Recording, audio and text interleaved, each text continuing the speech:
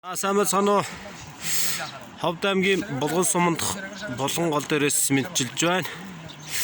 За Булган голын хувьд болохоор Монгол Алтан нурууны мөнх цас төвшин уулнаас их авч Баяулаг аймгийн Булган сум, Ховдын Булган сумаар дамжиж Хэт тусын хилийг даваад өрөнгө мөрөн болоод өлөнгөр нуурт цутгадаг.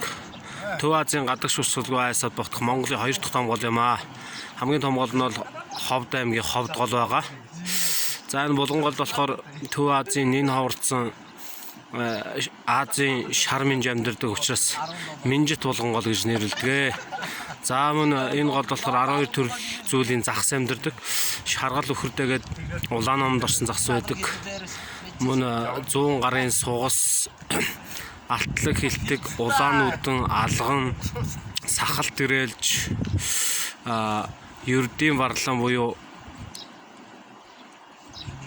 иймэрхүү бараг 12 төрлийн зүйл загас байдаг гэж уншиж байсан. Тэгээд Булган гол нааш урсгата эндэрт, тошилт, дээд доод нарийн уйлаасны ингээд бараг 10-аад голууд цутгаж